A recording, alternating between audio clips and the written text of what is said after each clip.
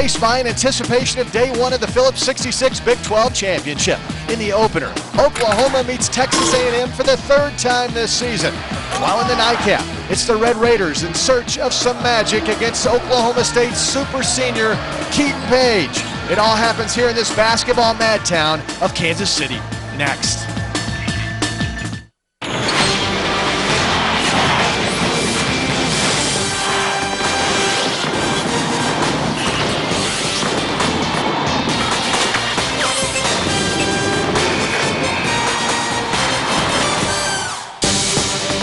Welcome everyone to Kansas City, Missouri, inside the beautiful Sprint Center. It is the opening round of the Phillips 66 Big 12 Championship. Our first game, Oklahoma and Texas A&M meet for the third time this season. The winner meets #1 Kansas tomorrow at 2 o'clock. Our nightcap is Oklahoma State going against Texas Tech. Hi everybody, Doug Bell alongside Brendan Manzer. Welcome to Studio 66. So excited to be in Kansas City and be out of the studio here live. 5 teams I truly believe have a legitimate shot of taking home the championship trophy. Do you agree? Yeah, I really do, Doug. You talk about Kansas and Missouri separating themselves as the 2 best teams in this league.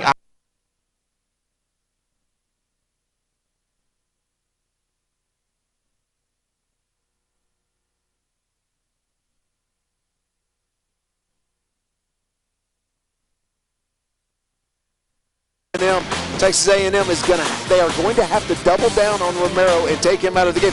Chris Middleton, he's not 100%, but he's as healthy as he's been all year long. Last 5 games, much needed offense for Texas A&M.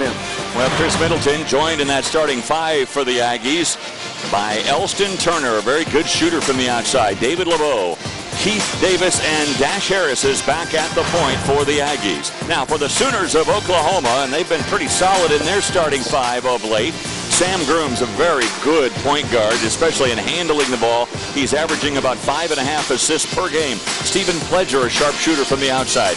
Cameron Clark, their best athlete. Andrew Fitzgerald, he's been slumping just a little bit of late, but Osby has certainly picked up the slack. As we get ready to go, let's check out our principal financial edge to the game. Opposite for both of these teams. A&M needs to start fast. They have been struggling shooting the ball in the first half.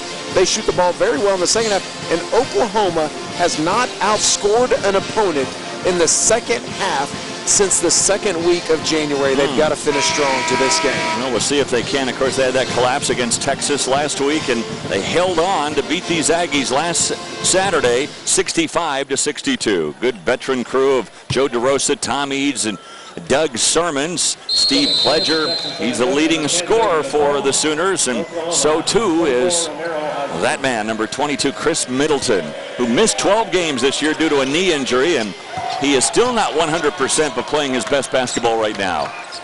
He's as healthy as he's going to get. I mean, this is a kid that hurt his knee, probably came back a little too soon, re-hurt it, but now is scoring the ball, and boy, has A&M needed some help scoring. A&M in maroon with the ball now, Oklahoma in white.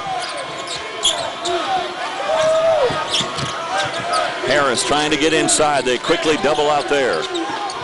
3-pointer by Turner is well short. Goes right to LeBeau. Oklahoma, first possession, they're going to double team every on-the-ball screen. Going to blitz it. Dash Harris did a nice job recognizing it and dragging the double team almost to half court, opening up a teammate there at the elbow. Nice for LeBeau to have one just drop in his lap. If there's anyone for Texas A&M that you want to get going early in this game, it would be David LeBeau. Well, let's see how A&M adjusts as they go inside. Fitzgerald, tough finding the handle, and then it's poked out of bounds. It'll stay with OU. Keith Davis is in this game to play defense. Well, Lon Kruger in his first year, in fact, 2 first-year head coaches in this game here tonight, both of them in rebuilding projects. But, Reed, we didn't think it was going to be rebuilding for Texas A&M. Well, Billy Kennedy didn't think it was going to be rebuilding. Lon Kruger certainly knew that it was going to be. Sam Grooms knocking down just his 8th three-point field goal of the season. Shooting just 19% from three-point range. That's a great sign for the Sooners. Well, a tough matchup. Chris Middleton, Sam Grooms at 6'1", guarding 6'7" Chris Middleton. Look for A&M to invert him, post him up, see if they can get him some touches down there in the paint.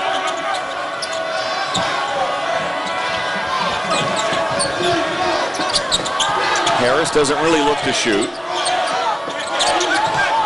Shot clock down to 4. Turner gives it up and then charges in. That's a foul on Elston Turner. Head coach of the Aggies, we talked about Billy Kennedy, kind of really a rough year. They were picked as co-favorites in the Big 12 by the coaches at the beginning of the year, and a disappointing 9th seed this year. And he was very blunt this week. He said this is a rebuilding project.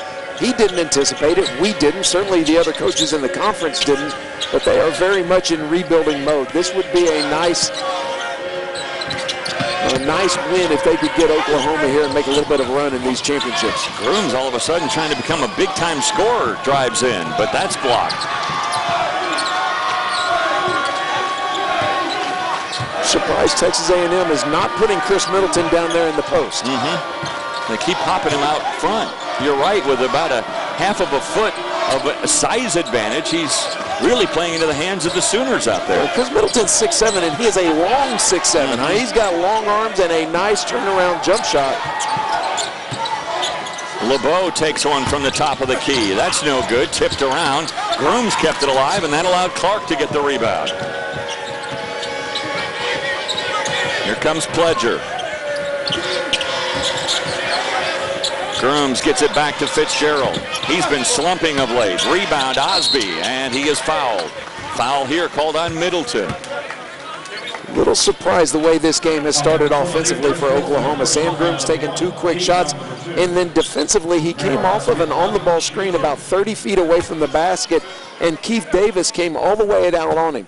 As good as Sam Grooms has been passing the basketball, most teams, when he gets down in the half-court set, sag off, go behind screens, and allow him to stop and shoot that 3. Grooms has really been good, as you mentioned, in handling it. 6 assists against just 2 turnovers on average per game. 20 times this year out of 30 games he has had 2 turnovers or fewer. Wow, that's really amazing. That is taking care and protecting the basketball. We'll see what he does against Dash Harris tonight, because Harris is a very good perimeter defender. Middleton now being covered up by Clark. So Oklahoma's made a bit of an adjustment. Here's Turner. Now Harris from the wing. A 3-pointer is good. Harris just a 29% three-point shooter. Very similar point guards. Both of them do a nice job defensively. Both of them pass the ball well. Both of them have struggled shooting the ball. And both have knocked down a 3 to start this game. How about that? Some things you just can't predict. Pledger working off a screen. That was a wide open look that he missed badly. Here comes Middleton. Middleton doesn't settle for a jumper, drives in. Another good offensive rebound, but it's taken away by Osby. Those are ones you need to finish inside if you're A&M. Osby, boy, powerful move into the paint. Well, I kept waiting for the double team to come over. Billy Kennedy said when Osby touches that ball, we're going to double him. David LeBeau had a chance, did not even move towards him. Immediately, Billy Kennedy goes to the bench and gets Big Ray Turner over there at the scorer's table. Look, that's what we talked about, that you look at the game plan, you look and see what works and what didn't work. What didn't work is the way they defended Romero Osby. That's got to drive a coach crazy. When you game plan it and you know what you want to do and then they don't follow through with the instructions. It would be a much easier job if they listened and executed every time. It's true for parenting too, isn't it? Well, Romero Osby in the land of the Wizard of Oz. Osby has given Oklahoma a 1-point advantage, and we're back after this from Phillips 66.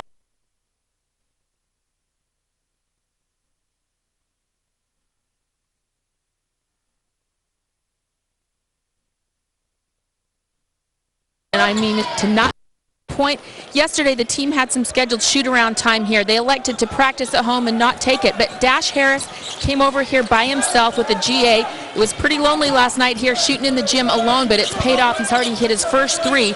He says it's a brand new season, and I mean to not go home. I'm a senior. I don't want to stop playing. How about that? Well, you know, it has been a disappointing year for he and LeBeau, but, you know, they can finish with a flurry here, and I think both of these teams are looking at postseason as a fresh opportunity. Interesting coming out of that timeout read. They went right to Middleton. Good look for him. He just couldn't hit it. Now Osby. Well, that was kind of a basket with a thud. Well, terrific backspin on that ball. Got it up on the rim, and good shooter's touch. When Osby knocks down his 15 to 18 foot jump shot, He is very difficult to defend. He has a good up fake and attacks the basket so strong. Picking up where he left off in Norman last Saturday when he scored a career-high 24, already 5 for Osby tonight. A&M right now can't buy a bucket. They're only 2 for 10 in the game. Grooms, that's a push-off, and that'll be an offensive foul. Excellent defense that time by Elston Turner, moving his feet. There was a screen, rejected it, drop step, picked an angle, and look at the great job moving his feet, keeps his hands out, and that's a good call. Always like it when the players look at the official like, what? But, boy, you could clearly see he just pushed off with that right arm.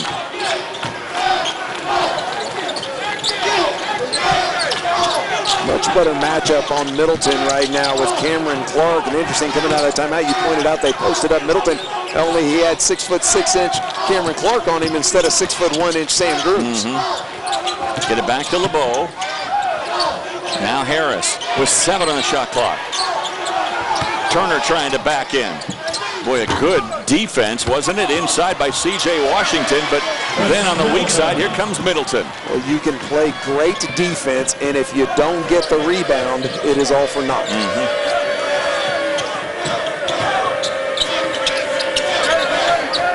Carl Blair Jr. almost loses the handle.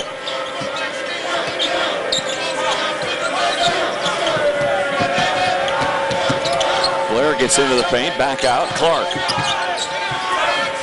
Man fell over, so Clark's wide open, takes the shot, but Turner has the rebound. Whistle and a foul, this one on Washington.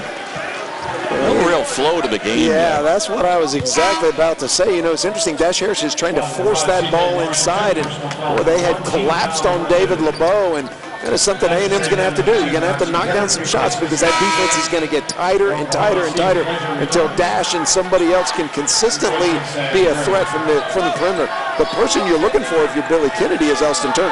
Need to get him some shots and take some pressure off of David LeBeau. LeBeau's been in double figures 4 straight games and 11 of the last 14. Zone on the baseline out of bounds play.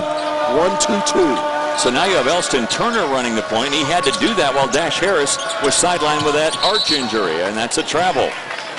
Well, therein lies the problem. Elston Turner is not a point guard. He is a scorer. He's a shooter. He is a versatile kid. He's done a nice job for Billy Kennedy filling in out of necessity, but that is not where he's comfortable on the floor.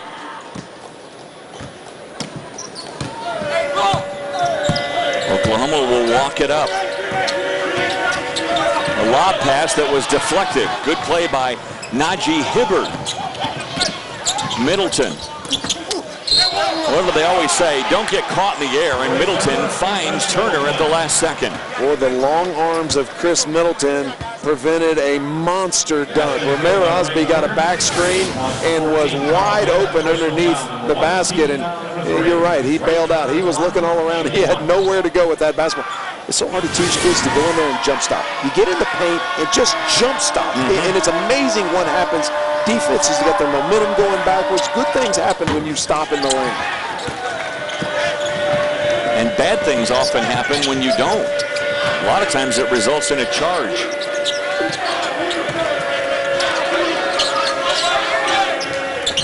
Two-pointer is good. Oh, boy. If you get Osby hitting from out there, look out. You talk about confident. I mean, he is right now stroking it. We have seen him score attacking the basket. We've seen a jump shot from the top of the key, and now we've seen one standing on the three-point line. And picked off by Blair. And blocked by Turner, but a foul. Oh, wow. Oh, my. Ray Turner ate that ball up. I'm not sure where the contact was. Carl Blair looked like he was going in slow motion. I mean, look at the closeout speed of Ray Turner. Well, he got all ball, but he might have come through with the arm right there. Yeah, there's some contact afterwards. But boy, what great hustle by Ray Turner, hustling back inside of that play. Carl Blair needed a rearview mirror. Sooners so far in this game just 1 for 3 from the line. Carl Blair, go ahead. Well, Carl Blair started the season shooting the ball extremely well. Went into a little bit of a slump, and not sure he's ever fully gotten his confidence in his stroke back. There's Klein's 2 free throws. He wasn't confident about that.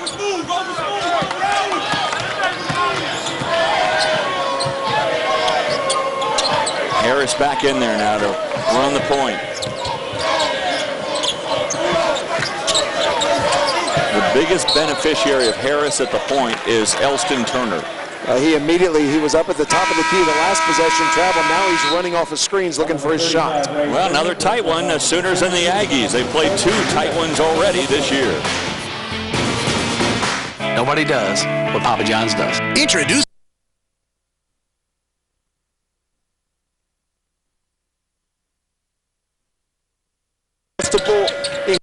been since Norm Stewart's last year as the head coach of the Tigers. And look out for Iowa State, their highest seed since 2001. Amazing the job Fred Hoiberg did. He was like a mad scientist with very combustible ingredients that he was mixing in his laboratory. And oh boy, a lot of publications have him as the coach of the year, and well deserved. Clark hasn't been able to get loose yet. Now Fitzgerald. Back to Grooms, another 3. No, that one clanks off, no good. I think the Aggies would be okay if Grooms shoots a lot of threes. Or Fitzgerald comes off screens from 20 feet and shoots jump shots. If you're A&M right now, you would like for Elston Turner to get a good clean look at the basket.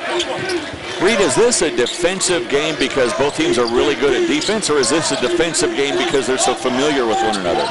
It could be a little bit of both, and both teams, quite honestly, have struggled offensively this year. Oh,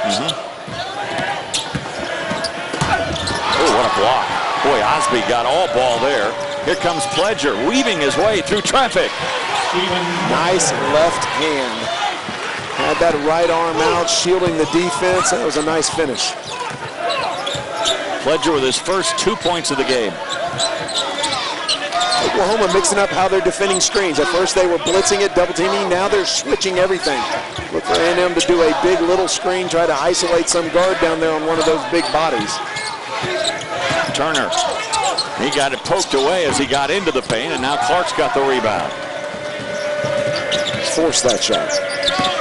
Clark in rhythm, pulls up, but it's short. And Alexander pulls down the rebound in the corner.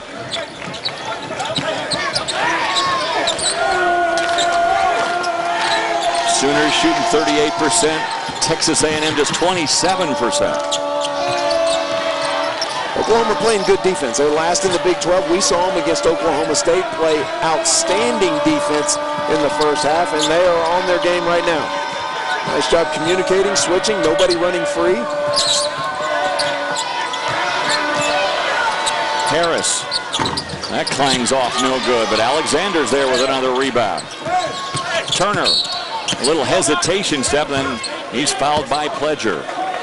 Well, as the name might suggest, Phillips 66 is the proud sponsor of the Phillips 66 Big 12 Men's Basketball Championship. Both start with Phillips 66 and both stand for performance. Phillips 66, experts in gas since 1927.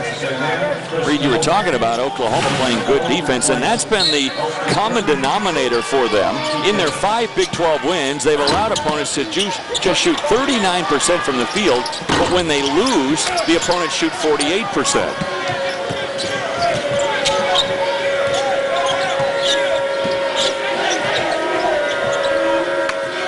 Right now, they've got the Aggies shooting 22%. Keys to this game. A&M needed to start this game shooting the ball well, and they have not. They shoot 36% in the first half, and they go up to 47 in the second half, but they're going to dig themselves a hole that will be hard to come out of. And Fitzgerald, as we mentioned, he's been slumping of late. In fact, double figures in just 2 of his last 6 games, after being in double figures 20 times this year. And Saturday had 10 points, and that was after 4 consecutive games of single-digit scoring. And the Sooners all of a sudden have expanded the lead to 5, their biggest lead of the game. Chris Middleton posted up with Sam Grooms back behind him and nobody getting him the ball.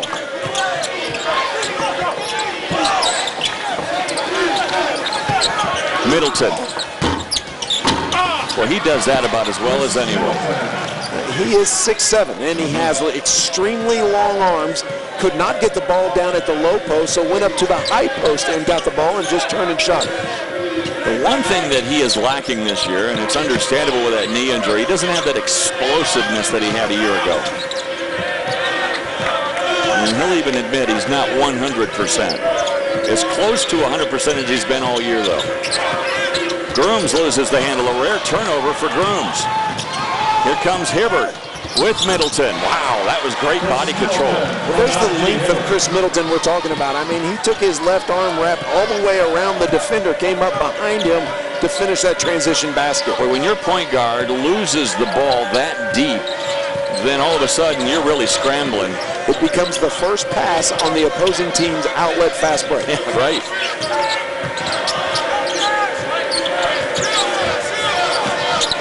Grooms, nice play to Fitzgerald. That won't go. I always wonder why big guys love to shoot 15-footers. Alexander, no. Long rebound, Harris. Or 23-footers. Yes, Daniel Alexander almost wanted to crank another one.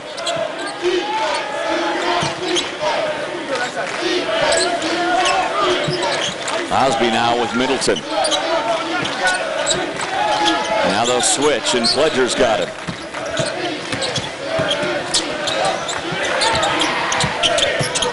Harris turns the corner. Tried to get it inside to Alexander. It looked like he had a wide open layup and made one extra pass. So we've got a timeout. Chris Middleton is single-handedly bringing the Aggies back. And we're back after this from Phillips 66.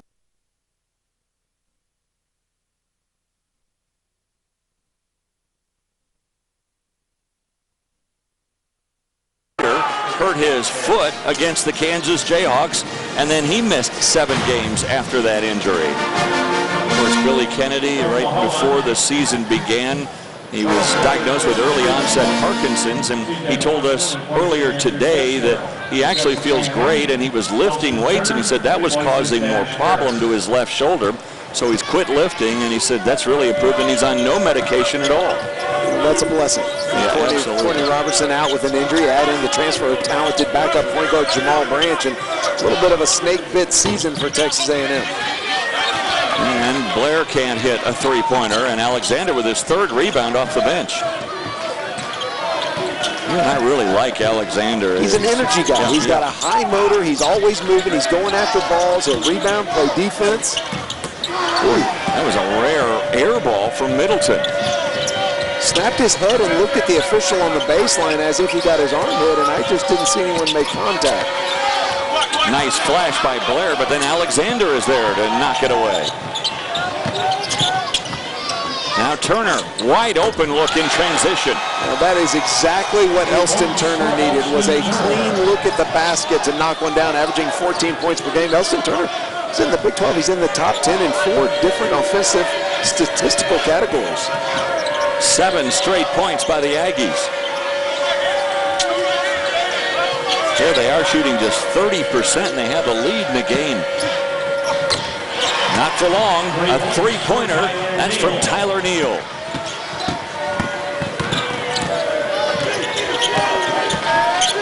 LeBeau. Haven't called his name a lot in this first half. Alexander. Well, that was a 3 that maybe he shouldn't have taken because he kind of fumbled the pass. He shot that as if he'd made 4 or 5 shots in a row, and that was a heat check, and he has not made a shot yet. Yeah. Rifled back out to Grooms. Now Blair, a three-pointer, no. Blair 0 for 3 from the field. Turner. There's a heat check for you. When these two teams played Saturday for Oklahoma, they only made 2 3-point field goals, and both of them were by Stephen Pledger. Certainly the scouting report is let Grooms shoot, let Blair shoot, take away Osby, and do not let Pledger have a clean look at the basket. Turner, who missed his first 3 shots, has hit his last 2. Neal, another one? Nope. Boy, both teams really settling now for the jumpers. Looked over at Lon Kruger to see if he was okay with that shot. He did not flinch. And a bounce pass right at the feet of LeBeau. Nobody can catch the ball with their feet, but especially a big man. Grooms has tried 3 threes in this game. He's only taken 40 all year. When's the last time Osby touched the ball for Oklahoma? I can't remember. I mean, they are shooting jump shot after jump shot with guys that aren't particularly good outside jump shooters. Alexander set a screen, slipped, didn't realize that everybody rotated off of him, was not even looking at the basket. You know, when Grooms hit that first one, and sometimes it's fool's gold, Yeah, that's isn't right. it? The worst thing that could happen. Oh, man. Now Turner. Oh, that was a big-time move. I mean, he had Tyler Neal on a string. He stepped into him, stepped back, crossed over, stepped back again. 8 straight points by Turner. And right now the Aggies enjoying their biggest lead of the game. Sooners need another scoring option or get the ball to Osby.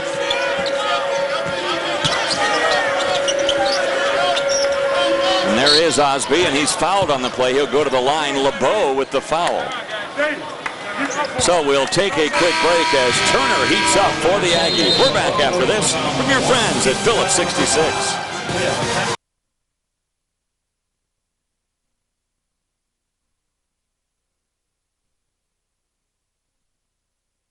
Point of them to work him defensively. They got him touches early, Doug, 7 early points, but not much late. My question is, Reed, what do you do to continue to get Osby the basketball? Because when he has touched it, good things have happened.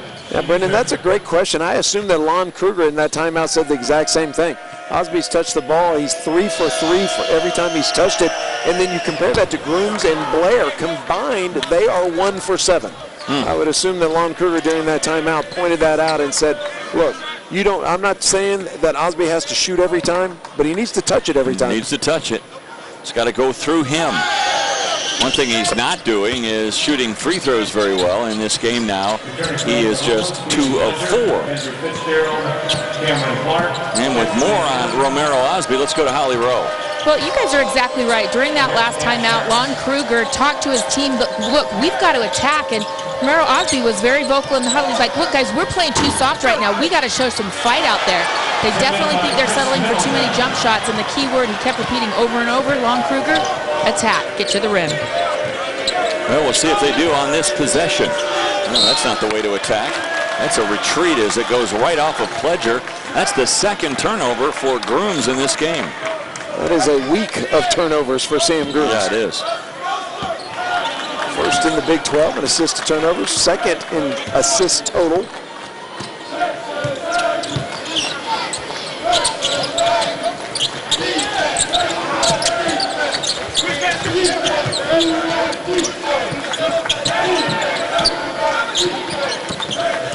LeBeau. Well, Clark went down and nothing was called. Well, I looked over at Lon Kruger and he went, ooh, like that. What a strong, aggressive move. We're talking about Oklahoma attacking the basket. Boy, David LeBeau with a beautiful drop step along that baseline. And all of a sudden, it's a 7-point advantage for the Aggies. Now that's an attack. That is attacking the basket. Andrew Fitzgerald, instead of settling for that 15-foot jumper, he took it inside. That's what you want to do if you're the Sooners. Alexander cut off. Go inside LeBeau. LeBeau looking for help. He got it eventually. Now Turner. Boy, he is hot right now. He needed one clean look at the basket to get his rhythm going, and he is knocking down shots. Certainly is. 10 points now for Turner, Reed. Osby, where they came flying at him, and did he turn it over? Yeah, he did. Well, attention golfers and club pros, online registration now open for the 2012 ESPN National Golf Challenge. Log on to ESPNGolf.com and sign up and find a participating course near you.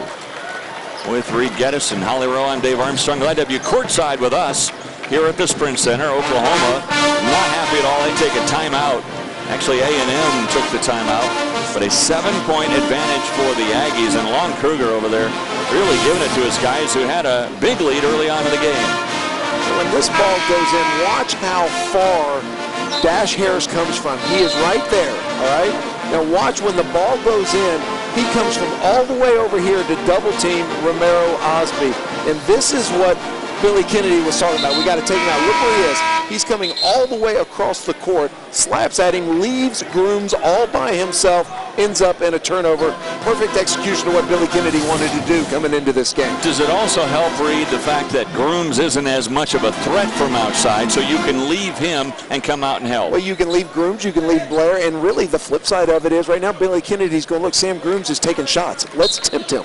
Let's leave him open. Let's leave him standing out there the way he catches the ball, and a little voice in the back of his head is going, shoot it, shoot it, shoot it. Yeah, he hit his first one and has missed his last 3. Lon Kruger's saying, take that little voice and put it away. Turner, boy, you see how he's looking at that rim as soon as he gets the ball. That's what good shooters do when they know they're hot. Harris, surprised he took that. Really am. And a timeout taken here by Oklahoma. This is the use it or lose it timeout before the half. I think Dash Harris took that shot for a 2-for-1 possession. Oh. He took that shot early in the shot clock. There's now a 7-second differential, and I think Billy Kennedy said, look, run your offense. Don't take a bad shot, but if a good shot presents itself, gives us enough chance to have one more possession going into the locker room.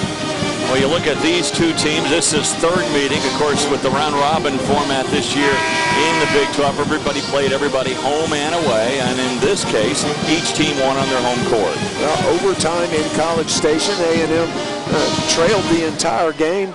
Chris Middleton got hurt. They came back, outscored Oklahoma 16-10 in overtime, and then Saturday in Norman, a good win for Oklahoma. Did not shoot the ball particularly well, but Omer Osby was terrific. Well, that win by the Sooners snapped a 5-game losing streak to Texas A&M. So you look at Billy Kennedy and Lon Kruger now matching wits in the closing seconds of the first half. He who expected to be rebuilding and he who is surprised that he is rebuilding. Absolutely.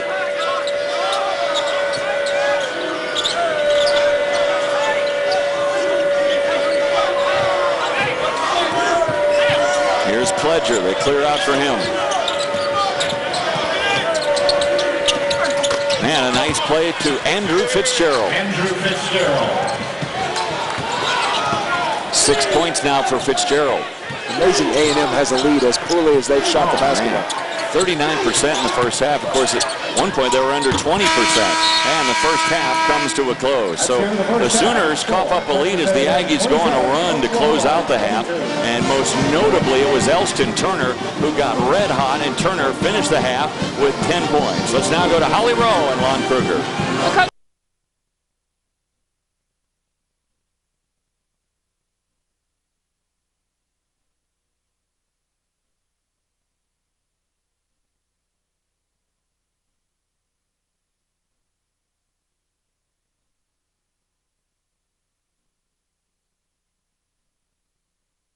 To the highlight.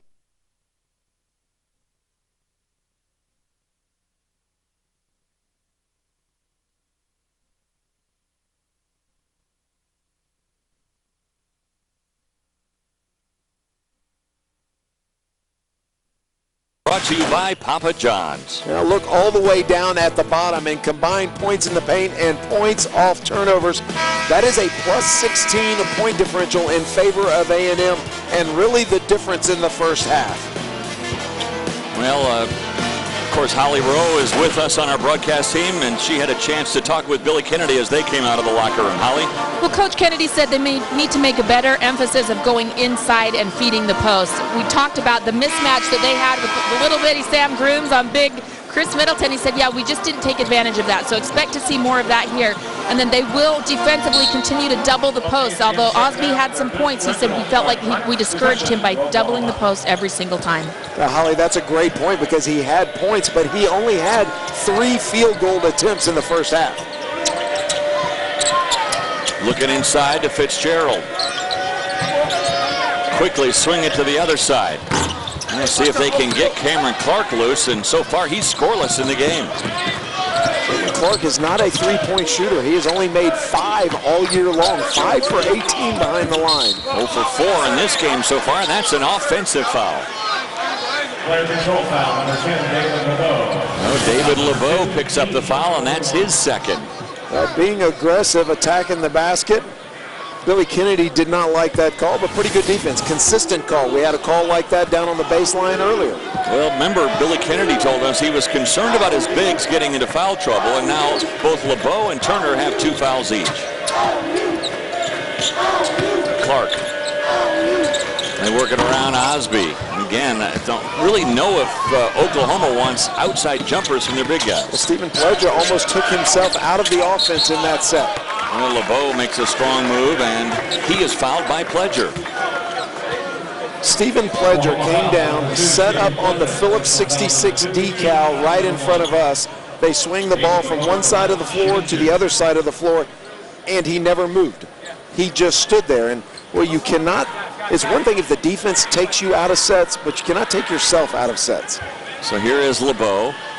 As we mentioned, been in double figures in 4 straight games and 11 of the last 14. First free throw of the night. One of just 16 A&M players in history of the program with 1,000 points and 500 rebounds for David LeBeau. By the way, this is the first lead at halftime for the Aggies, who have lost 9 of their last 10 since they led against Texas on February 6th, and they lost that game. And they have been historically much better shooting the ball, Billy Kennedy's team, in the second half. They shoot just 36% in the first half on average, and 11 points better than that in the second half, 47%. And 2 free throws here by LeBeau makes it a 7-point lead again.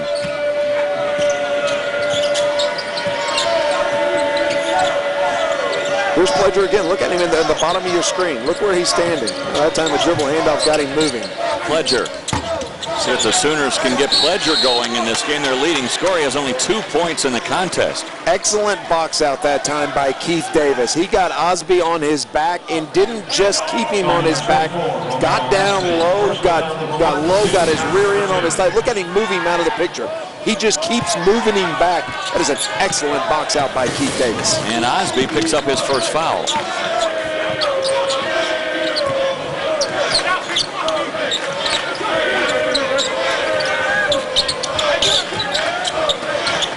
Middleton. Ball goes out of bounds, and it goes off of A&M. It'll belong to the Sooners. Nice officiating. Did not have a correct angle, did not immediately signal it, looked down at Joe and Joe DeRosa, and Joe said, I got it. It's going the other way. That was good. Doug Sermons, the official down there on the baseline, did not have a good angle and did not have a clear view. Good teamwork. Pledger. He's been covered up pretty well by Turner in this game.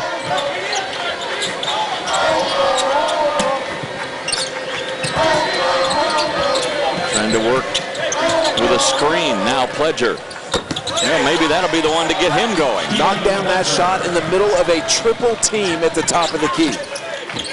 You remember what happened with Elston Turner in the first half, and let's see if he can get going. Well, he fires that one off the back iron.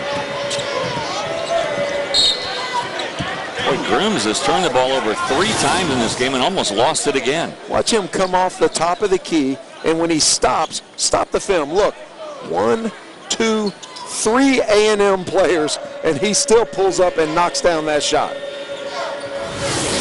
Boy, did he want that one? Yeah, he did. By the way, we haven't used film in a while, but I'm glad they stopped whatever it was. It's on a disc or whatever it is, but they stopped it for you. You said, stop the film. Okay, that's old school, huh? Yeah, right. You got the projector with the tape Yeah, that's flopping right. in the The back. 16-millimeter projector going back there. Here comes Osby to the line. What's funny is you're making fun of me. I'm like, what? What? Osby, a really good rebounder. And you can own the bowl, brought to you by Genghis Grill. Seeds Control own the bowl, and Osby certainly has owned the glass all season long, and part of Oklahoma, one of the leading rebounding teams in the conference. Remember Osby with 7 double-doubles this year, good for 4th in the Big 12. Certainly everybody trailing Thomas Robinson. Good defense. Now a switch. Excellent defense. Harris gets it to LeBeau, but it's picked away, and now a lead pass. Oh, good decision there. Osby with the left hand. What a play by Pledger. Excellent defense. Started down here. A great job of Osby moving his feet. They did not give up the blitz. They kept the double team on the ball the entire way, and good rotation on the backside. So now a run for the Sooners to get back to within 2.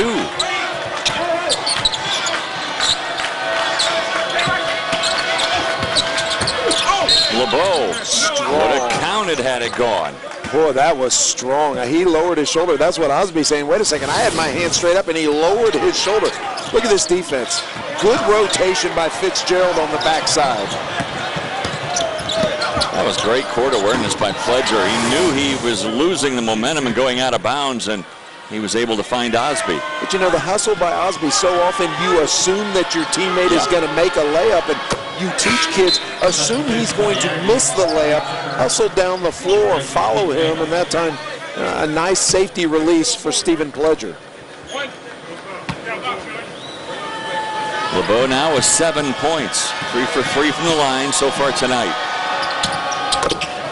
First of 2 tonight from the Sprint Center. Coming up right after this one, we'll watch Texas Tech take on the depleted Oklahoma State Cowboys. This one's been a good one. This is a nice start to the championships. Good defense by Elston Turner. A&M has been good defensively. First in the Big 12 in scoring defense.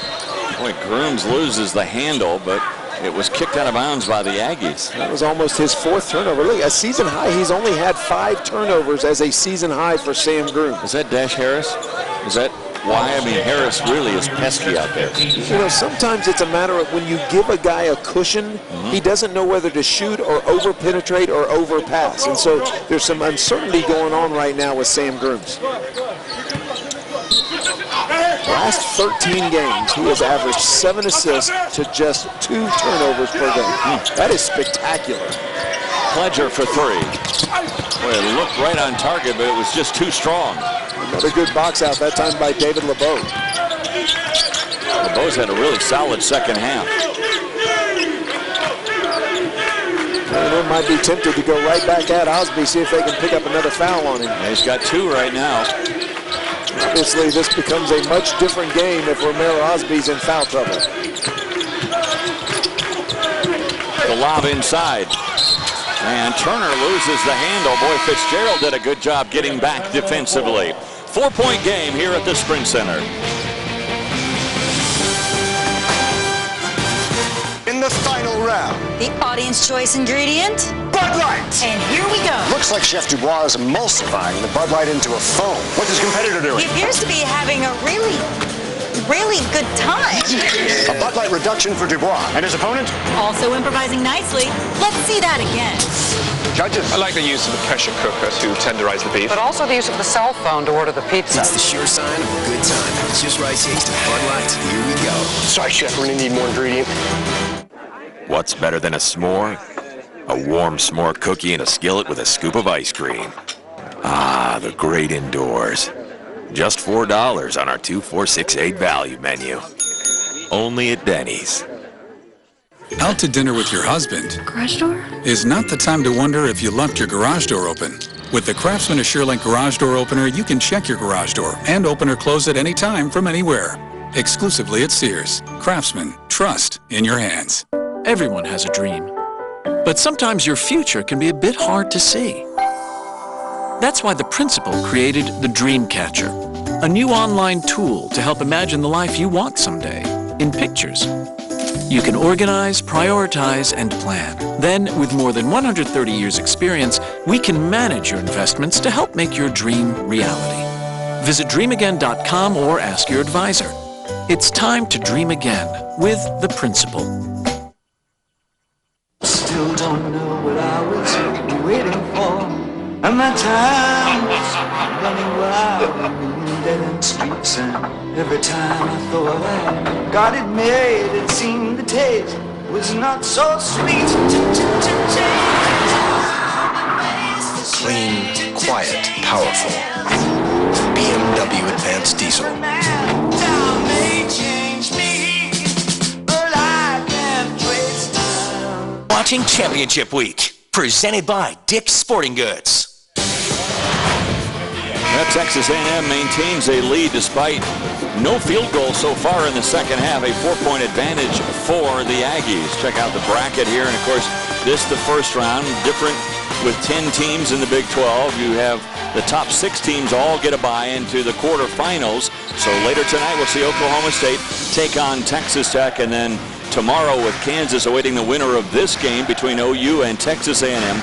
Baylor and Kansas State, they played 2 very close games, each winning on the other team's court. The second-seeded Missouri Tigers are awaiting the winner of the nightcap tonight, and then Iowa State and Texas. Ooh, boy, and Texas, boy, do they have a lot to play for. I don't think that if Texas loses, that means they're out. I think they're in. But one thing's for sure, if Texas wins, they are in.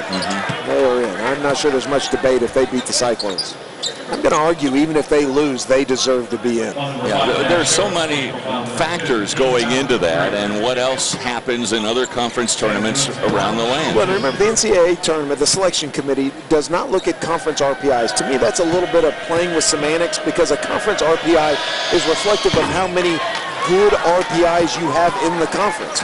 And so you play it in a conference like the Big 12 that's had Kansas and Missouri and Baylor in the top 10 all year long, and you go 500 in the Big 12, well, that is worthy of an at-large invitation in my opinion. Oklahoma, remember, trailed by 5 at the half. They're back within 2. And let's see if the Aggies can get something going offensively. So far here in the second half, they do not have a field goal. 0 for 2. Middleton, and that's off target. Good rebound, though, by Turner. Would have counted had it gone as he is fouled. Is that on Osby? It is, and that's his third. Boy, if you're A&M right now, somebody over there, assistant coach ought to be telling the head coach, that is 3 on Osby, and you go right at him, pick up his 4th, and get him out of this game. Interesting, Chris Middleton shot that ball, and it's like he was just aiming it. You know, instead of catching that ball and just letting it flip out of his hand. Well, they gave the foul instead to Fitzgerald. That's a big break for Oklahoma. That's a team player right there. And that's only the first on Fitzgerald. You know, when you got a situation like that, and everybody's great, you raise your hand, get that hand up. I got it. Yeah, you're right. I got it. That is a team player right there. Well, all the points, all 6 of them for the Aggies in the second half coming from the free throw line.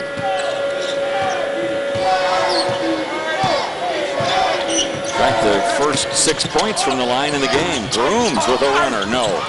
And a good rebound by Middleton. Looking to push it. Ahead they go. What a nice pass by Turner. He gets it inside. The ball goes 94 feet and does not touch the ground. From Turner to Turner. That is excellent execution getting out and running. Elston DeRay, and it's back to a 6-point advantage. Fitzgerald got a little bit lackadaisical with the ball and lost the handle. Now watch the rebound immediately. Middleton looks up the floor. Pass, and that is a disciplined fast break. You see the spacing. People are being true and disciplined to their lanes, spread the defense out, and a nice finish by Ray Turner. A&M's been good defensively all year long. Only 2 teams have exceeded their season average, one of them being Oklahoma in that overtime game in College Station, the other one being Kansas State.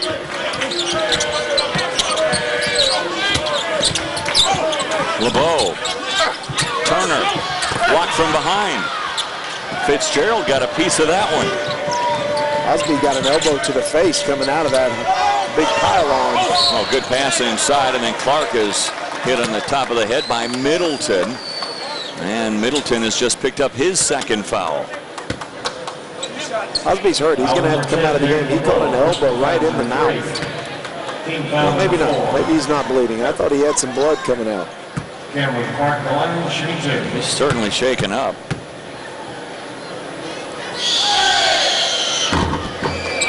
Foul there was called instead of on Middleton. It was called on LeBeau, who picks up his 3rd, and Osby will go to the bench.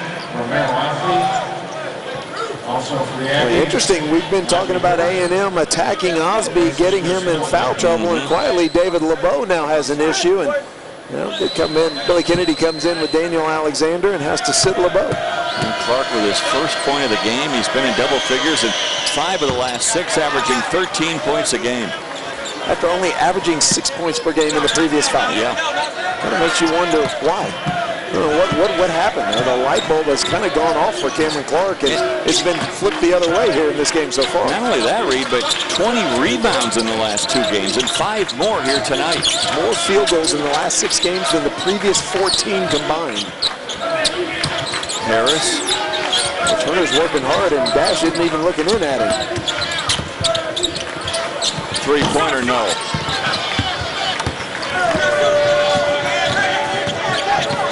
Good penetration. Grooms. Boy, that was strong. Sam Grooms pushing that ball hard right up the back of A&M. Well, with 7 points now, Grooms has the Sooners back within 2. I like Sam Grooms. I like the way he plays. I like his strength. I like his toughness. Interesting matchup here with C.J. Washington out guarding Dash Harris. Little fadeaway that won't go. Boy, the field goals just will not drop for the Aggies here in the second half. Grooms, he gives it up, and a foul called on Dash Harris, and that's his 3rd. Here's Sam Grooms running up the back of Texas A&M, and you see A&M looking over their shoulders. Dash Harris is yelling for help, and when you're playing a player that can transition as quickly as Sam Grooms, you have got to sprint to the paint and then turn around and find everybody and match up. You cannot casually jog down the floor looking over your shoulder.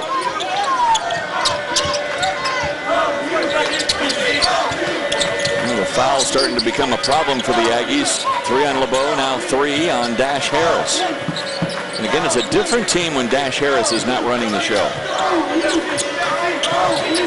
We look at the field goal shooting. Not that Oklahoma's lighting it up, but the Aggies just 1 for 8. And a tough look for Pledger. Well, we've talked about it the entire game. The exact opposite of what they've done all season long. Statistically, they have been much better shooting the ball in the second half all season. Here's Najee Hibbert running the show right now.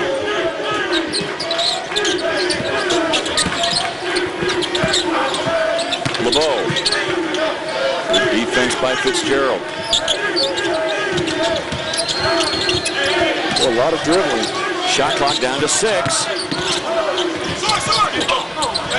Turner throws wasn't a pass, it turned into one though to Ray Turner. A nice job rebounding out of position by Ray Turner. When that shot went up, he was outside the short corner on the right side of the rim, came all the way under, caught it and converted on the left side of the rim. 8 points off the bench now for Turner. Clark. Oh, nice shovel pass inside. It goes out of bounds. It'll go to OU when we come back. Ray Turner starting to become a presence for the Aggies. And we're back after this from Phillips 66.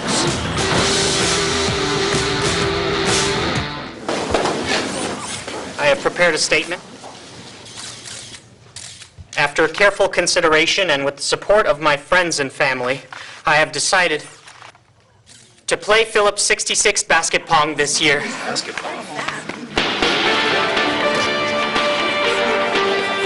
Come play basketball at the Sprint Center for a chance to win 66 grand or hundreds of instant prizes during Phillips 66 game day. I know, right? Maine is known for its lighthouses, rocky shore, and most importantly, its lobster. It's the tastiest, the sweetest, the freshest. Nobody can ever get enough. It's Lobster Fest at Red Lobster, the one time of year you can savor 12 exciting lobster entrees, like Lobster Lover's Dream or New Maine Lobster and Shrimp Trio. Hot, right out of the shell. I love lobster. I'm Laura McLennan from Sprucehead, Maine, and I see food differently. You don't want less for your trade, you want more. You don't want just a good deal, you want a great deal. Get more for your trade-in and the best deals of the new year on a new or pre-owned vehicle now during the Nissan Now sales event at Douglas Nissan, home of the nice guys. Lots of apartment complexes promise low rents, but when you find out they're giving you a price for just one bedroom, it can leave you feeling kinda sour.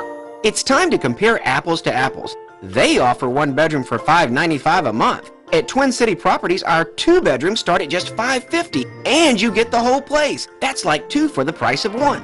We offer quality properties with lots of amenities. Search your options at TwinCityProperties.com or call us at 764-RENT. That's 764-7368. You don't want less for your trade, you want more. You don't want just a good deal, you want a great deal. Get more for your trade-in and the best deals of the new year on a newer pre-owned vehicle now during the Nissan Now sales event at Douglas Nissan, home of the nice guys. That's what they're playing for, the championship trophy at the Phillips 66. Big 12 Championship, all part of Championship Week presented by Dick's Sporting Goods. Here we are in the second half. 37-33 Texas A&M, despite getting no points at all from Elston Turner in the second half. He still has 10 in this game. And time now for a look at our Denny's value player, focusing on a freshman who's making valuable contributions to his team. He is a high-energy player, has not scored in this game, but is adding value here this evening, already has 5 rebounds. And he just comes with, a lot of times you want the guy coming off the bench to be a high scorer, but he comes with energy off the bench. That's what I want. I want a guy with a high motor, high energy, come in there, bang, throw his body around, and it would be nice to have a shooter coming off the bench as well. Not bad. LeBeau, by the way, with his 5th rebound of the game, he's back in there playing with 3 fouls. Remember, Osby still on the bench coming out of that timeout. Just 5 field goal attempts in this game for Romero. And a reach-in foul here on C.J. Washington. That's the 5th team foul on OU this half. Personal foul number 2, team foul number 5. 2nd foul on Washington. No, I forgot that. I thought that Osby had 3 fouls. I forgot they gave that one to Fitzgerald. That's He's right. over on the bench with just 2 fouls. That shot was flat from Middleton. Here comes Grooms pushing it. Little hesitation. Back to Pledger. And Pledger is grabbed by Hibbert. That is a very solid play by Sam Grooms in transition. He penetrated deep instead of over-penetrating. Jump stop turned, and Stephen Pledger filling back behind him. Ron Kruger's got to be pleased with his point guard's play. When you look at Pledger now, going to the line, an 83% free throw shooter. Only 4 points so far tonight. If this gets into a free throw shooting contest, though, you got to favor the Sooners, who are 73% for Lon Kruger, and the Aggies shoot just 64% as a team from the line. Stephen Pledger had a stretch where he made 44 out of 46 from the free throw line, and then in the last 8 games, just 12 of 20. To me, that says playing lots of minutes and fatigue.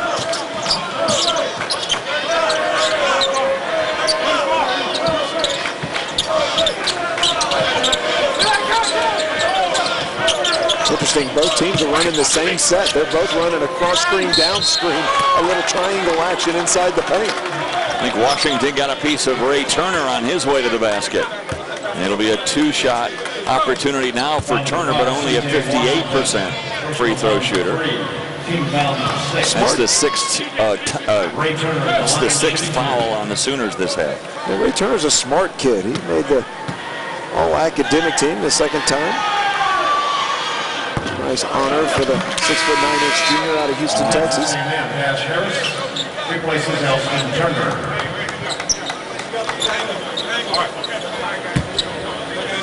When you look at the Aggies so far in this game, they are 7 of 8 as a team from the line. I don't mean this to be critical of Ray Turner, okay? So I'm going to predicate it. All right. What if you took the energy and the motor of Daniel Alexander and put it into the body of Ray Turner? That was rhetorical. That's why I didn't answer. Grooms trying to go baseline. Good pass. And a nice shot from Fitzgerald. Sam Grooms has been very solid here in the second half, just as making good decision after good decision. Oklahoma keeps getting closer and closer, still within 2 here in this game.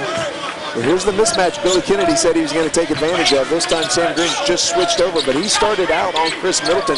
But Najee Hibbert can go inside. A tremendous leaper, but big size advantage. Here comes Washington. Grooms has got it. The alley-oop to Clark was too high. A spectacular turnover is not something that any coach wants. Just put a little too much mustard on that one, and yet another turnover for Grooms in this game.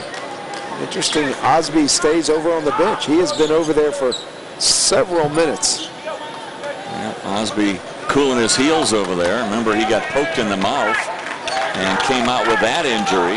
And now, I think Coach Kruger heard you and said, oh, that's right, we got to get Osby back in the game. Well, and now they need to get him some touches. And with more on Romero Osby, here's Holly. Well, they are trying to be a little bit careful with Romero Osby, guys. He's been wearing a walking boot on his left foot. He's had some stiffness and tenderness in his Achilles tendon since December. So anytime he's not on the basketball court, he's in this pretty ugly walking boot. He said it's not a big deal, but, you know, you've got to think coaches have to rest, want them to not be fatigued down the stretch to avoid that injury and aggravating that Achilles. Thanks, Holly. You wonder, too, in a game, though, if you sit too long. Absolutely. That's exactly what I was thinking.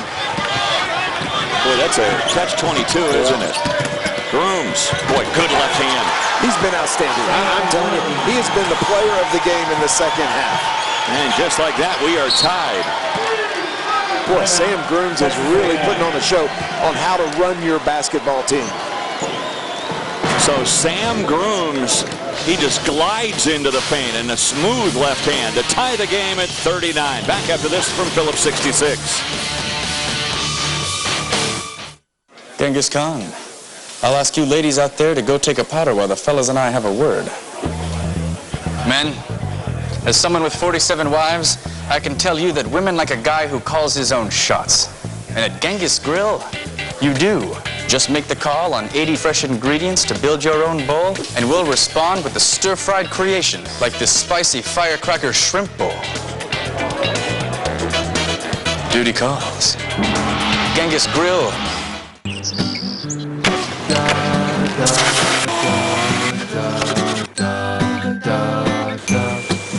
At Shelter Insurance, we're people who know that the first love of your life... I need you to take the screws off. ...might have been made of steel. Thank you. Shelter Insurance. For your auto, home, and life, we're your shield. We're your shelter. Also get a free flight. You know that comes with a private island. Really? No, it comes with a hat. You see, airline credit cards promise flights for 25,000 miles, but... There's never any seats for 25,000 miles. Frustrating, isn't it? But that won't happen with the Capital One Venture Card. You can book any airline, anytime. Hey, I just said that. After all, isn't traveling hard enough? To get the flight you want, sign up for a Venture Card at CapitalOne.com. What's in your wallet? It's okay. I've played a pilot before. Nobody does what Papa John's does. Introducing Papa John's newest taste creation, the 5-sausage pizza. Get a large for only $10. Featuring Papa John's newest topping, spicy chorizo sausage. We're delivering Papa John's quality for just $10. Order now at papajohns.com. Plus, get any large pizza with your choice of any toppings, even our signature specialty pizzas like the Works, just $11 each. Better ingredients, better pizza, Papa John's. Here come the Cowboys, including Keaton Page. I'm surprised he's not shooting already. That's the only time you'll see him not shooting tonight.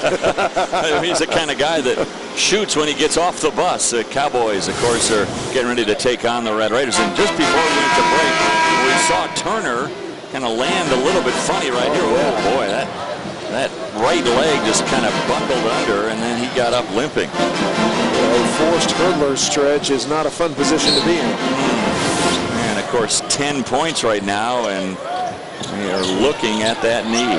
It's not a good sign, and let's hope he's okay. Too many injuries this year. Yeah, too many injuries for a lot of teams. You can come up with lots of X's and O's. You can come up with a lot of motivation, and at the end of the day, there's not a thing in the world you can do about it. LeBeau, strong. That was strong. He got inside, and a good play out of the timeout. I tell you what, coming from the elbow, I think David LeBeau has scored every time that he's put his head down and attacked the rim.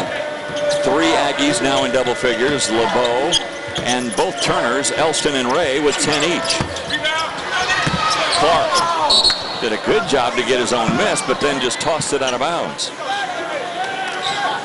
Cameron Clark cannot get going in this game. That's exactly right. He took a shot. He was frustrated. He missed it. And then he had another shot. And whether it was a lack of confidence or what, he forced a pass that wasn't there. Despite just shooting 33%, A&M with a 2-point lead. Why? Well, they've out-rebounded the Sooners 30-24. Middleton, quick step. Osby, he looked a little slow on that move, didn't he?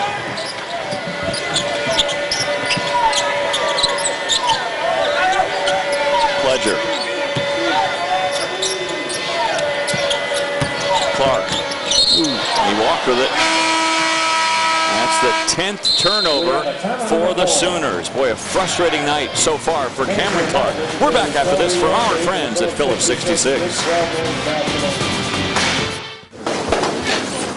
I have prepared a statement.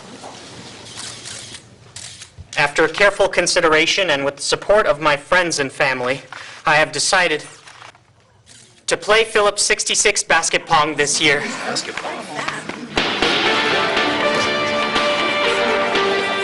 Come play basket pong at the Sprint Center for a chance to win 66 grand or hundreds of instant prizes during Phillips 66 game day. I know, right?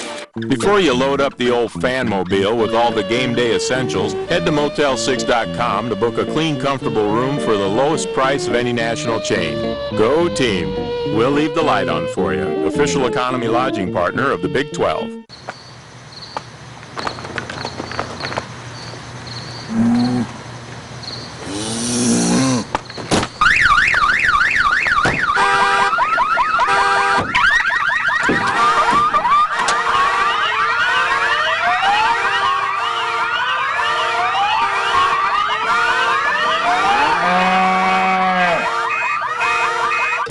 Try our tasty chicken minis for breakfast. Out to dinner with your husband Garage door? is not the time to wonder if you left your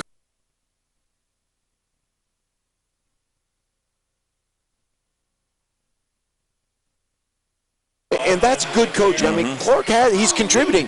He has 6 rebounds. He's struggling offensively, so what you tell him is do not settle for jump shots. Attack the basket, attack the rim, get to the free throw line, see if you can get a basket going to the rim, but don't settle. And sometimes right now he's on the bench. It's good for him just to catch his breath. But you know what? Contribute in other ways. You've got 6 rebounds. Go play defense. Get a steal. Do something to make a difference and an impact in this game. Good hands here by Neal. Grooms trying to weave his way through traffic. Fitzgerald lost the handle. Grooms has got it and they have to take a timeout. Grooms is pinned in over there by the Oklahoma bench and a good timeout. And the last huddle, Holly Rowe was eavesdropping. Holly, what'd you find out? Well, the players for Oklahoma were pretty fired up. Sam Grooms was very vocal in that last huddle saying, okay, guys, we've done a good job on Turner. We did a great job. Now the next Turner gets no points. And what he means by that is Elston Turner was heating up in the first half. He had 10. But Oklahoma's tightened up on him defensively. He has 0 in the second half. But it's Ray Turner that's hurt them now. He's got 10 points, 8 of those coming in the second half. So they got to pay attention to both Turners. And then Lon Kruger finished it up by saying, guys, we got to move our feet better on defense. They're ISOing us and driving it right at him. And he's right. A lot of their points here in the second half coming from the free throw line. Of course, Lon Kruger, one of 4 guys coaching in this league that one time played in the old Big 8 conference. Lon Kruger was a great guard for Kansas State and for Jack Hartman back in the early 70s. You know what I learned from what Holly just told us? Here is a coach with a credential and a resume of Lon Kruger, and what's going on in the huddle? He's letting his point guard talk. He's letting his point guard say, here's what we have to do. It takes a tremendous amount of confidence, not only in your point guard, but also in your coaching staff to step back and say, take some ownership in this. You know the game plan, now execute it. Boy, that is a fascinating insight into that huddle, Holly. You know what? And that's experience, isn't it? Yes, it is. 26 years now, Lon Kruger on that sideline. What play inside, and Middleton jams it home. You know, a young coach would say, shut up, I'm talking. Yeah. You shut up and you listen to me. First points this half for Middleton. He now has 10 in the game. So 4 Aggies are in double figures, and they all have 10 points. Pledger loses the handle. It's poked away, and it goes off of Pledger. Turnover number 11 for OU. You know, Dave, Billy Kennedy, we were talking to him before the game, and he said, we have got to take Romero Osby out of this game. So far, here we are with 6 minutes to go in the game. Romero Osby has attempted only 5 field goals. Remember, he scored the first 7 points for Oklahoma, and he only has 11 now in the game. It's only 4 points since. Harris trying to direct traffic. And now he is trapped in a timeout by the Aggies. 30-second timeout. Well, as the name might suggest, Phillips 66, the proud sponsor of the Phillips 66 Big 12 Men's Basketball Championship. Both start with Phillips 66 and both stand for performance. Phillips 66, experts in gas since 1927. Boy, a really good crowd on hand here for first-round action of the Phillips 66 Big 12 Championship. The Sooners and the Aggies start things off, and of course, after this one, it'll be Oklahoma State and Texas Tech. The Cowboys getting ready to take on the Red Raiders and getting loose out in the hallway. It is now twice we've seen Keaton Page, and he hasn't shot yet. They can't wait to warm up. Boy, what a streak he is on.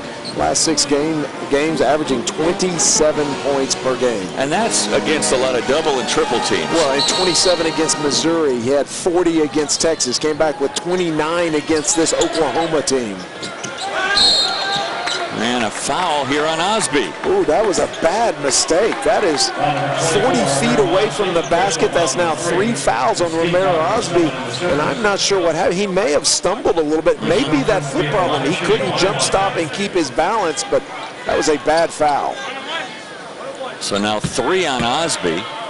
You know, since he sat on that bench for a good 5 minutes, he hasn't really been the same. He hasn't been as active as he was early.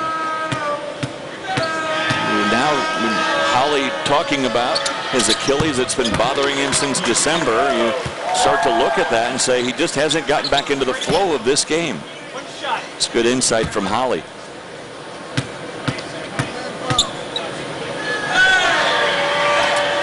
Six straight points now by the Aggies.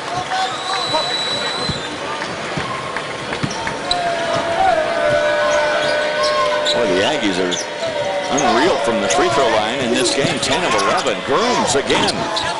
That time he did it with a right hand. I'm not sure.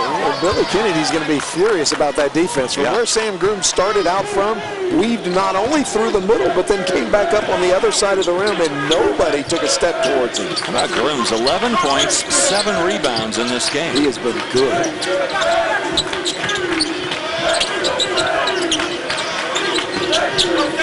Middleton with Grooms guarding him. Middleton will try a 3, and it's Neal with a rebound. Chris Middleton has a 6'1" point guard on him. He is only shooting 26% from behind the three-point line. But perhaps not the shot that Billy Kennedy would like for him to take. There's Pledger being covered up by Turner. Pledger with a little hesitation step. Gets it to Osby, and it kind of rolls off of Osby, and Middleton picks up the foul, and that's his second. There'll be a 1-and-1 opportunity now for Romero Osby. Personal foul number 2, team foul number 7. You know, Ray Turner, remember, he kind of landed funny. He's been on the bench since, sitting over there with Keith Davis. So Osby at the line, 3 of 6 from the line. He'll get the bonus.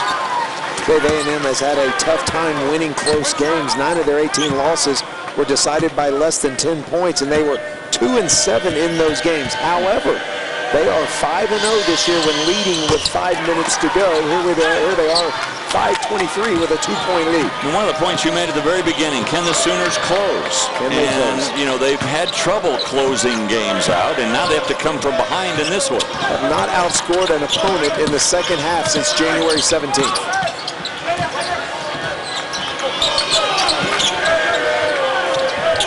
LeBeau swings the ball. Good rotation.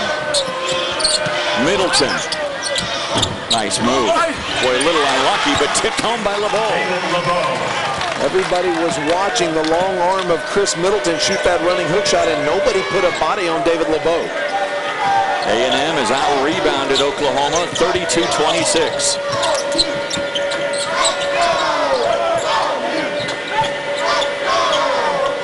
Osby working hard, just cannot get the ball inside. There was a pass from Grooms that was a little bit soft. Middleton, though, picks up the foul, and that'll put Osby back at the line. Number 22, Chris Middleton. And that's the third on Middleton. So Dash Harris has 3, David LeBeau has 3, and now Middleton with 3 fouls. And good news for the Aggies. Here comes Ray Turner back into the fray.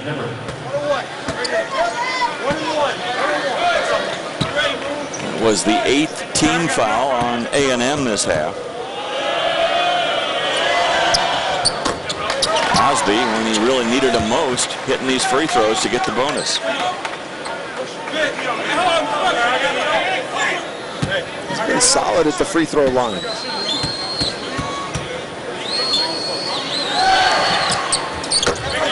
Seven for 10, right at his season average. Came into the game shooting 71%.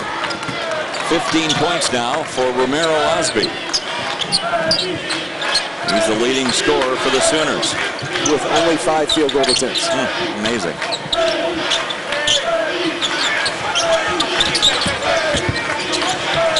Quickly doubled on LeBeau, didn't they?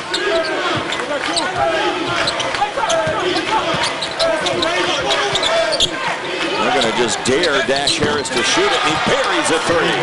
A nice celebration by Dash Harris, putting his 3 pistols back in his pocket. He's kind of excited about that basket. 6 points for Dash. At some point, you got to kind of act like you expected to make it. He's 2 for 4 in this game from 3-point range. Man, that was a flat shot from the wing from Fitzgerald. I would go back to that exact same set. Do a 2-man pick and roll on the ball with LeBeau and Dash Harris.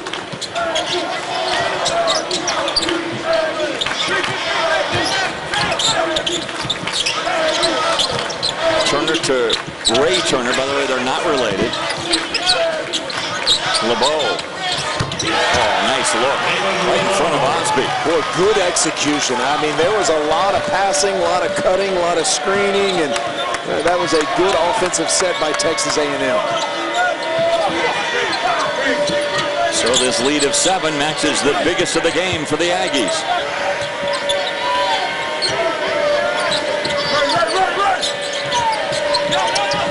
Grooms. Well, he's getting into the paint, isn't he? Strong. Yeah, I mean strong. He got into that paint, lowered his shoulder, and went right through Dash Harris. Grooms looks like he can get into the paint almost any time he wants tonight. Or break up a downfield pass. Yeah. 13 points for Grooms.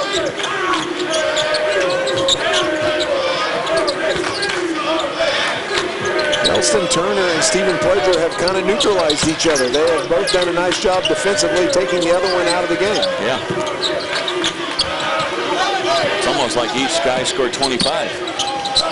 Same result. Halfway down and back out, but it comes right into the lap of LeBeau again. Good discipline to pull that ball back out by David LeBeau. Yeah, the clock is your friend now. It is. Poked away, Middleton. Now Harris. They ought to flatten out and isolate right here up top. Good pass. Middleton for 3. A huge 3 for the Aggies. 2 almost perfect offensive possessions by Texas A&M. And the Sooners, their Achilles heel again, not finishing strong. The Aggies did. Remember, this game was tied at 39, and Chris Middleton with a huge 3 for Texas A&M. Dash Harris coming around anytime you drive baseline. Watch Dash come baseline. When you do, when you come baseline, you should always have somebody in the opposite corner. It is a drag and push, that time executed perfectly. So Middleton, who missed his first 3 3-pointers, buries one when it really counts for the Aggies. Texas A&M has talked a lot about how disappointing this season has been, finishing just 4-14 in Big 12 play, losing 9 of their last 10 games. But this for them, this Phillips 66 Big 12 championship is a breath of fresh air. It's a new start. Yeah. That is exactly what Dash Harris told our Holly Rowe. Said this is a new season, we're starting over, and we're going to treat it that way. If you're Oklahoma right now, You don't have to foul at will and random, but boy, if Ray Turner gets that ball shooting 58% behind the line, he would be a good candidate to go foul, see if he could make some free throws. And that's a walk. No timeout. That is a travel by Turner. And we've got a timeout with 1:27 remaining. And the Sooners come back, or will the Aggies?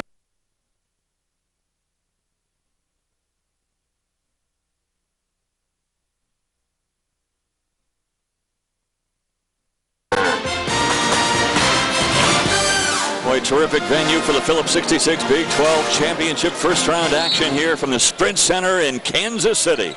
And right now it's Texas A&M trying to close out the Sooners. Grooms, Clark, and he'll go to the line. Boy, good aggressive offensive rebound by Cameron Clark. Let's check out our sixth man of the game, brought to you by Motel 6. Ray Turner with a good, solid game. 10 points, 6 rebounds, playing through a little bit, maybe a hyperextended knee, but he has been a battler here tonight and a good choice for sixth man of the game. Here's Clark at the line. Boy, tough miss there. Tough game for Clark, only 2 points.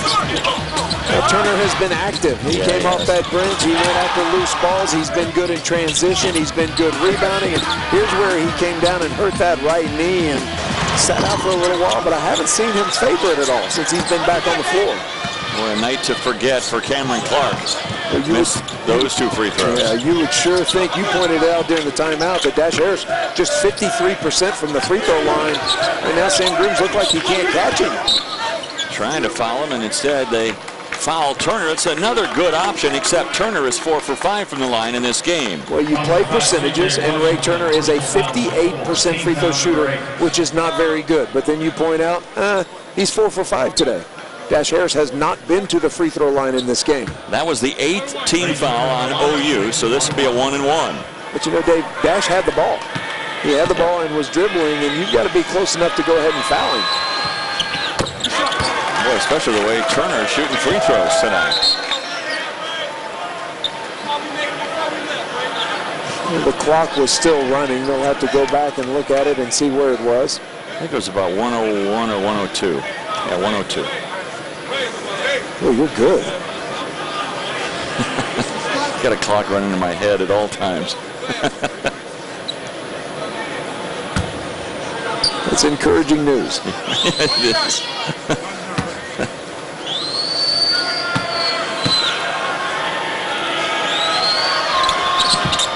Turner can't miss tonight. Don't foul him. Don't foul him. No.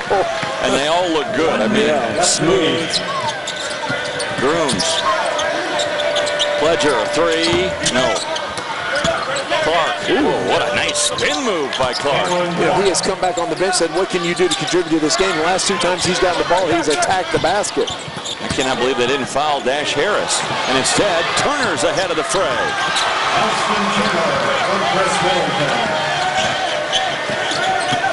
Grooms. One big step for Clark, and he jams it home. Well, 5-point game, 38 seconds remaining. It's our In the Net play of the game, brought to you by Bass Pro Shops. Chris Middleton with a big 3, a little bit of a backbreaker. This was the second near perfect possession by Texas A&M. Look at the shot clock. It was down to 6. They ran their set. They got baseline, a clean open shot, and Chris Middleton knocked it down. And Reed, if I remember right, it came following an offensive rebound, so they ran almost a minute off the clock on that possession. 3 consecutive possessions that they ran it almost all the way down. So Middleton with 15 in this game. He's the leading scorer in a balanced attack for the Aggies. 14 for LeBeau, 12 for Elston Turner, 12 for Ray Turner. Chris Middleton, his last 5 games, has averaged 15 points. Winner of this game will take on the Kansas Jayhawks tomorrow.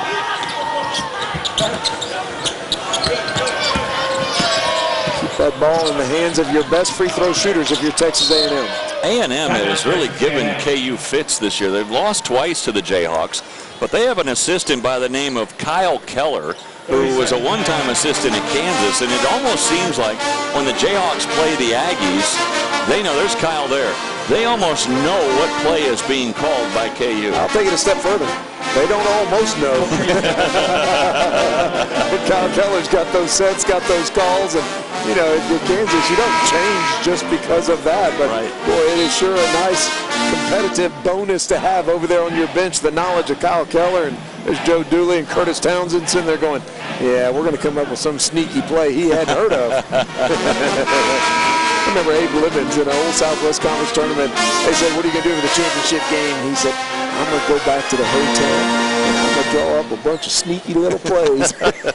That's what Kyle Keller's got to be concerned about. Kansas is going to draw up some sneaky little plays. That's funny. Yeah, like Bill Self in Kansas needs sneaky plays. But you know what? This is a time for coaches to tweak it a little bit and come up with 2 or 3, maybe inbounds plays that are different than that the other team has been scouting. Well, we saw that in practice. I mean, we saw several teams, you know, coming up with new names and new calls and new signals, and we saw more than one team, and I'm not going to say who, but there were several new plays being put in by people. But what you don't want to do, you don't want to get too cute. You know, you want to dance with who burns you. You're not going to change things radically just because you're playing people now for the 3rd time. If A&M wins this game, Reed, and it looks like they will, a team that shoots 64% from the line, but not this game. In this game, they are almost perfect. In fact, they are perfect from the line this half. 14 of 14 and 14 of 15 for the game. We'll win you some basketball games. And another rebound by LeBeau, and inviting the foul. Cameron Clark whistled for the penalty. A team that has struggled all season long, winning games down the stretch, winning close games. The Aggies will now go 6-0 in games in which they led with 5 minutes to go. Clock just ran off a couple of seconds. You see it then at reset back to 21.2. And it'll be LeBeau going to the line, and Billy Kennedy's team looks like they're going to roll on into the quarterfinals to take on the Jayhawks tomorrow. For Oklahoma, TJ Franklin. So tough for these teams on day one to make a run all the way through to the championship because they have to play 4 games in 4 days rather than 3 games in 3. But you know what? If you're a coach and you're in that situation, you know what you tell your kids? Well, let's win tonight.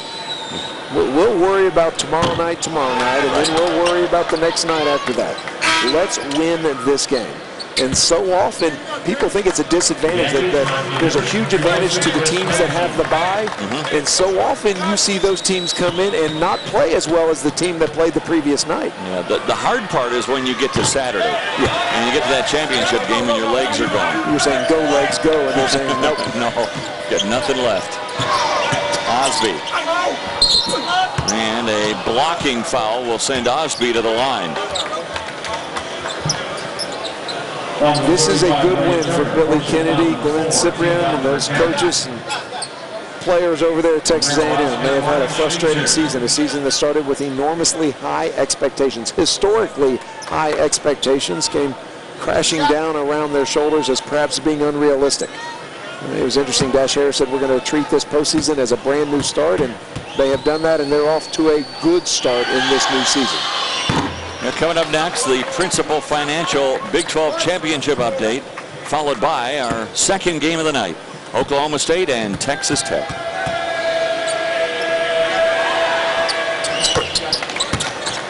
Oklahoma State have been doing all their warm-ups out in the hallway. They're standing in the tunnel waiting to take the court.